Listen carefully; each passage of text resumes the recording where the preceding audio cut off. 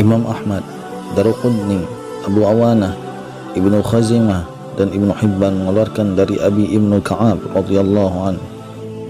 Katanya, dulu ada seorang laki-laki yang paling jauh rumahnya dari masjid, dan dia tidak pernah ketinggalan sholat berjamaah di masjid. Maka dikatakan kepadanya, hendaklah kamu membeli khimar yang bisa kamu naiki ketika malam yang gelap dan ketika panas. Dia berkata, tidak mudah bagiku turun di samping masjid. Sesungguhnya aku menghendaki supaya jalanku ke masjid ditulis sebagai kebaikan dan pulangku kepada keluargaku. Lalu Rasulullah SAW bersabda, sungguh Allah telah memberikan semuanya untukmu pahala. Dan menurut Tahayalisi, Muslim dan Ibnu Majah darinya, katanya, dulu ada seorang laki-laki Ansor yang rumahnya berada di pojok Madinah, dan dia tidak pernah ketinggalan sholat bersama Rasulullah SAW. Lalu aku merasa kasihan ketika melihatnya. Kemudian aku berkata kepadanya, wahai fulan, jika engkau membeli khimar, engkau akan terhindar dari panas dan mudah berjalan di bumi. Dia berkata, demi Allah, aku tidak menyukai apabila rumahku dekat dengan rumah Rasulullah SAW. Lalu aku membawa perkataan tadi kepada Nabi SAW dan mengabarkan kepada beliau SAW. Maka Nabi SAW mendoakannya semisal di atas, dan dia menyebutkan bahwa dia mendapatkan pahala. Lalu Nabi SAW berkata kepadanya, sesungguhnya engkau akan mendapatkan apa yang engkau inginkan berupa pahala.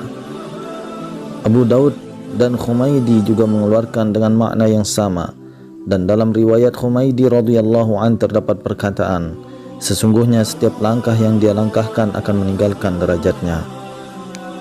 Imam Tabrani mengeluarkan dari Zaid bin Thabit radhiyallahu an katanya, dulu aku berjalan bersama Nabi SAW untuk mengerjakan solat.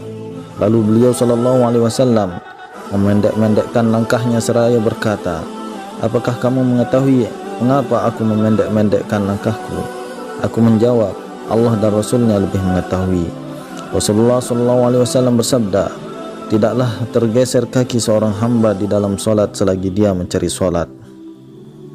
Imam Tabrani mengeluarkan dalam kitab Khabir dan Thabit, katanya, dulu aku berjalan bersama Anas bin Malik radhiyallahu an di daerah Zawiyah ketika mendengar azan. Kemudian dia berjalan dengan memendek-mendekkan langkahnya sehingga kami masuk ke masjid. Kemudian beliau berkata, apakah kamu mengetahui wahai Thabit mengapa aku berjalan denganmu seperti ini? Aku menjawab, Allah dan Rasulnya lebih mengetahui. Beliau berkata, supaya langkahku banyak ketika akan menghadiri sholat. Imam Tabrani mengeluarkan dalam kitab Kabir dari laki-laki Bani Tayy dari bapaknya, sesungguhnya Ibnu Mas'ud radhiyallahu an keluar menuju masjid.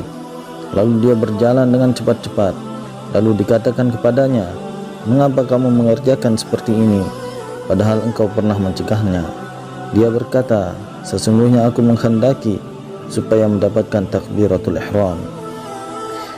Dan menurutnya lagi dari Salmah bin Khuail radhiyallahu an bahwa Ibnu Mas'ud berjalan dengan cepat menuju masjid untuk sholat. Lalu dia berkata, apakah tidak ada sesuatu yang lebih hak selain sholat?